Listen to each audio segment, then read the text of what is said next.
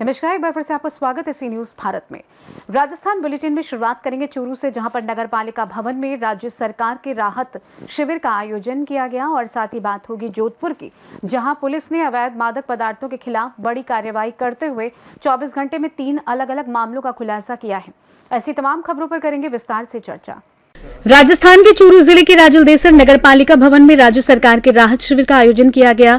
शिविर में पट्टों के साथ विभिन्न जन कल्याणकारी योजनाओं के लाभार्थियों को स्वीकृति पत्र वितरित किए गए।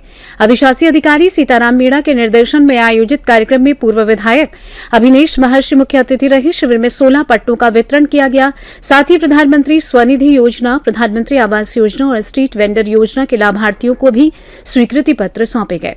मुख्य अतिथि ने कहा कि सरकार की मंशा है कि हर पात्र व्यक्ति तक योजनाओं का लाभ समय पर पहुंचे। कार्यक्रम में जनप्रतिनिधियों, नगर पालिका अधिकारियों और बड़ी संख्या में लाभार्थियों ने भाग लिया। सेवा शिविर के अंतर्गत पट्टों का वितरण हुआ और किन किन का वितरण हुआ, बताइए विस्तार से। देखो, राज्य सरकार की मंशा अनुसार जो फॉलो अप कैंप शिविर लगाए जा रहे हैं, इसके अंदर अपने पिछले एक वीक के अंदर और वैसे तो 22 पट्टे तैयार हुए हैं। फाइल तो है 50 के समथिंग, लेकिन जिसमें से 22 पट्टे तैयार हुए, उनमें से 16 पट्टे फाइनल तैयार हो गए, जिनकी राशि जमा होकर के उनको लौटाए, आज दे भी दिए, शिविर में वितरण भी करवा दिए गए हैं। इसके अतिरिक्त जो शेष बच गए हैं उनको अगले वीक में सोमवार से शुक्रवार के बीच में जो भी मानो टेक्निकल कोई कमी है, इशूज है कनिष्ठ अभियंता के द्वारा, उनकी पूर्ति करवा करके और उनको भी बिल्कुल पट्टा वितरण किया जाएगा। किसी को निराश नहीं किया जाएगा। जिनके दस्तावेजों में भी पूर्ति है तो अपन क्यों नहीं देंगे। नंबर 2, स्ट्रीट वेंडर के भी 4 दिए हैं आज, और प्रधानमंत्री आवास योजना के भी 7,000 के 2 चेक वितरण हुए हैं। और मेरा सर से यही निवेदन था उनसे कि बस अगले वीक के अंदर जो शेष बचे हैं वो भी दे देंगे। राज्य सरकार के अनुसार अपन पेंडेंसी जो है वो तुरंत प्रभाव से और उनका निशान करके 0 पे लाने की कोशिश करेंगे। सर, अब अगली बार पट्टों का कब देने का है प्रोग्राम नगर पालिका परिसर में? देखो, अब शिविर का मतलब ये है कि शिविर में जैसे मान लो अपने आवेदन आ गए, अपन ने कनिष्ठ अभियंता से या टेक्निकल जो भी रिपोर्ट है वो करवा ली, राशि जमा हो गई, किसी प्रकार की कोई कमी नहीं रही, तो इसके अंदर किसी भी प्रकार का अपने को कोई ऐसा समय निर्धारित नहीं करना है कि इकट्ठे होंगे तभी देंगे। आज 1 बन गया दे दो, कल 2 बन गया दे दो, जैसे जैसे बन गए वो देते रहेंगे ताकि अपना काम हो। इकट्ठे करके कोई विशेष शिविर लगा करके नहीं दिया जाएगा। रोज प्रतिदिन आवेदन करता वो उनके पट्टे वितरण किया जाएगा। सर, एक लास्ट सवाल है आपसे, थोड़ा कैंप से हटके हैं। सर, अभी जो सफाई व्यवस्था है उसमें काफ़ी सुधार देखने को मिल रहे हैं और पब्लिक भी अभी संतुष्ट है। तब से आपने पदभार ग्रहण किया, तो आपने ऐसी क्या मॉनिटरिंग की और आपने ऐसी क्या योजना बनाई कि ये पॉजिटिव रिजल्ट आ रहे हैं? भाई, मैं तो देखो मेरी ये सोच है, जैसे सरकार की राजस्थान सरकार के माध्यम जो मंशानुसार आज सारे सरकार के निर्देश हैं, सरकार की सारी व्यवस्था है, सरकार ने सब चीज़ें उपलब्ध करवा रखी है। तो मैंने क्या है कि हमारे सफाई कार्मिकों को, जमादारों को, सफाई निरीक्षकों को इनको बुला करके उनकी मीटिंग ली थी कि भाई यहाँ नगर परिषद में ही अपनी हाजिरी होनी चाहिए दोनों टाइम की। और रहा सवाल, मैंने क्या किया है कि जैसे मॉनिटरिंग करने वाले जैसे सफाई निरीक्षक जमादार है, उनको जोन बांटे गए हैं कि, तो उन जोनों में मैंने उनको कह दिया कि आप अपने मोबाइल में GPS में कैमरा डाउनलोड करो और जिस टाइम में आप हाजिरी लेते हो, हाजिरी वह सफाई नाला नाली जो भी निकालते हो, कितना कचरा उठता है, कितना टन उठता है, जो भी कुछ है वो मुझे रोज उसकी रिपोर्ट मिलनी चाहिए, दोनों टाइम मिलनी चाहिए। और अपने को मेरे पास जैसे 4 टिप्पर है तो मैं 4 टिप्पर को घर घर भेजता हूँ और मैं खुद भी है पब्लिक के अंदर, मार्केट में, गली मोहल्ले में खुद भी जाता हूँ और जो अपनी जनता है यहाँ का उनसे भी मैं विचार विमर्श करके उनको पूछता हूँ कि भाई आप नगर पालिका में आकर के कम से कम हमारे को और भी इस प्रकार की जानकारी या कोई है तो बताओ, ताकि अपन मतलब अच्छे से अच्छा सफाई का काम है वो सुदृढ़ हो और एक नई जागृति आए। और आगे मेरा यह भी मनसा है कि स्वच्छता अभियान या तो और भी मैं इसके अंदर जैसे अतिक्रमण छोटे मोटे वो हटा करके साफ सफाई रास्ते चौड़े कराने, सारा सिस्टम को सही करने का बड़ा मतलब प्रक्रिया अधीन में रखा हूँ। मेरे साथी कर्मचारियों को साथ लेके ऐसा। धन्यवाद सर। राजस्थान सरकार के मुख्यमंत्री माननीय भजनलाल जी शर्मा साहब का बहुत धन्यवाद देते हैं, हम आभार व्यक्त करते हैं। उन्होंने जनहित के लिए लोगों के पट्टे बनवाने के लिए कैंप लगवाए और उसके बाद में फॉलो अप कैंप लगवाए। आज राजलदेसर नगर पालिका में हमने करीब 20-22 पट्टे वितरित किए हैं। कुछ बचे हुए पट्टे हैं जिनके अंदर कुछ टेक्निकल बातों का पूरे उनके कागजात पूरे करने के बाद में कहीं कोई कागज की कमी, कोई चैन की कमी या जो भी कोई उसके अंदर कोई रिपोर्ट है जेईएन साहब की, वो सब हो जाएंगी 2-4 दिन में। बचे हुए पट्टे भी जो यथासंभव जो भी बनने योग्य होंगे, जिसमें किसी तरह की कोई कमी नहीं होगी, वो सब बनाए जाएंगे। उसके अंदर एक भी नहीं रोका जाएगा। जो फॉलोअप कैंप है उनका मतलब ही यही है कि जो भी कोई बचे हुए कार्य हैं उनको सबको पूरा किया जाए। दूसरी बात यह है कि हमने राजद से ईओ साहब नए आए, सीताराम जी मीणा, इनको अभी हमने निर्देश दिए हैं कि आप स्वयं ऑफिस से बाहर निकल करके सड़क के ऊपर जा कर के देखिए क्या कमियां आपको नज़र आ रही हैं।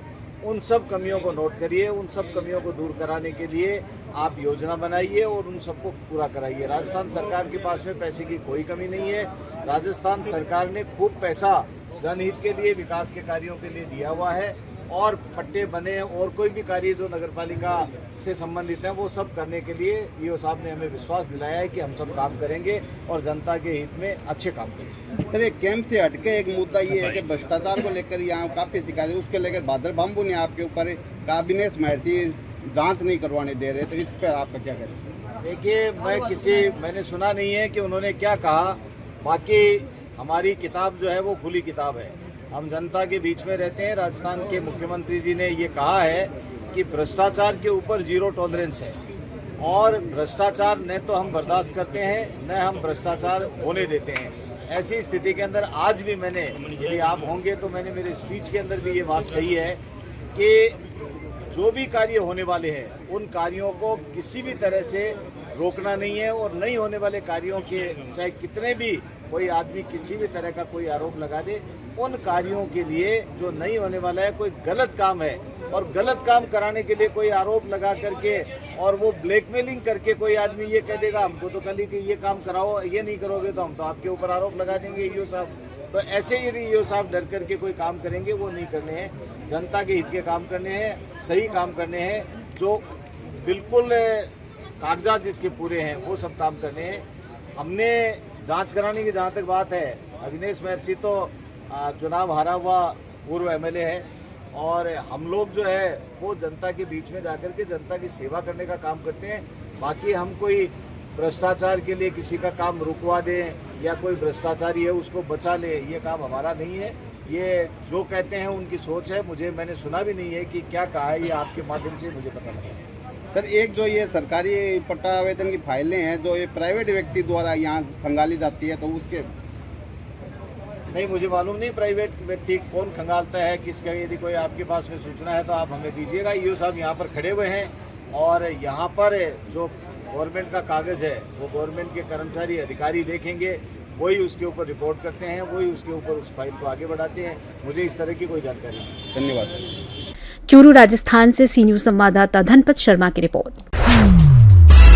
जोधपुर पुलिस ने अवैध मादक पदार्थों के खिलाफ बड़ी कार्रवाई करते हुए 24 घंटे में 3 अलग अलग मामलों का खुलासा किया है। पुलिस ने 5 तस्करों को गिरफ्तार कर भारी मात्रा में डोडा पोस्त, अफीम और एमडीएमए बरामद किया है। जिला पूर्व की डीएसटी का और माता का थाना पुलिस ने संयुक्त कार्रवाई में 120.94 किलो डोडा पोस्त, 2.24 किलो अफीम और 91 ग्राम एमडीएमए जब्त किया।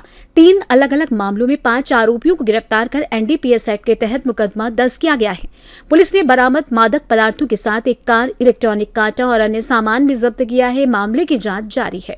अभी सीपी साहब अंशुमन भोमिया साहब और डीसीपी मनीष सर के नेतृत्व में जो अवैध मादक पदार्थ हैं उनके विरुद्ध निरंतर कार्रवाइयां की जा रही हैं। उसी के क्रम में कल माता का थाना क्षेत्र में पहले एक हमें एएनटीएफ के द्वारा सूचना मिली थी कि एक अल्टो कार में 2 लोग बिरबर और मंगीलाल नाम है, जो अवैध मादक पदार्थ सिंथेटिक ड्रग्स एमडी हो सकता है, जिस पर उस कार को एसएचओ ने तलाशी लेकर गई तो उसमें से 91 ग्राम एमडी और 61 ग्राम पीसा हुआ डोडा चूड़ा मिला था। तो उनके विरुद्ध प्रकरण दर्ज कर अनुसंधान एसएचओ बलाट को दिया गया है। हमारी डीएसटी टीम और SP DCP sir Manish sir ने एक डीएसटी टीम, उसके साथ में एसएचओ पर्यटक, महिला एमओबी की महिला सुमन, इन सबको मिला के टीम करा के 2 घरों की सूचना थी कि वहां से जो एक अभी रिसेंटली अखबार में खबर छपी थी कि घर घर पहुंच रहा है नशा, उसी के क्रम में कि वो अपने घर के अंदर डोडा चूरे को मिक्सी में पीस कर उसकी छोटी छोटी पुड़िया टाइप बनाकर और उसको अपने पास में 3 उन्होंने टैक्सी व्हीकल ले रखे थे, उनके तहत वो जहां भी उनकी होती थी ऑन स्पॉट जैसे सप्लाई टाइप का कर रहे थे। इस टाइप की हमारे पास इंफॉर्मेशन थी, तो 2 घरों में दबिश दी गई। तो दबिश पे हमें एक घर से सरवण सिंह के घर से तो 2 केजी अफीम और 2 केजी और 24 ग्राम अफीम बरामद हुआ, और दूसरा जो रमेश और प्रकाश है उसके घर से 120 केजी और 33 ग्राम डोडा चूरा मिला। साथ ही पीसने की जो डोडा चूरा को पीसने के लिए मिक्सी वगैरह बढ़े, और उन्होंने इसको एक प्रोफेशनल रूप दिया था जिसको हम ट्रैक करने में सफल रहे। जोधपुर से सी न्यूज संवाददाता आनंद शर्मा की रिपोर्ट। फिलहाल के लिए खास बुलेटिन में बस इतना ही। देश दुनिया की तमाम बड़ी खबरों को जानने के लिए जुड़े रहें सी न्यूज भारत के साथ। हर खबर आपके साथ, आपके हाथ।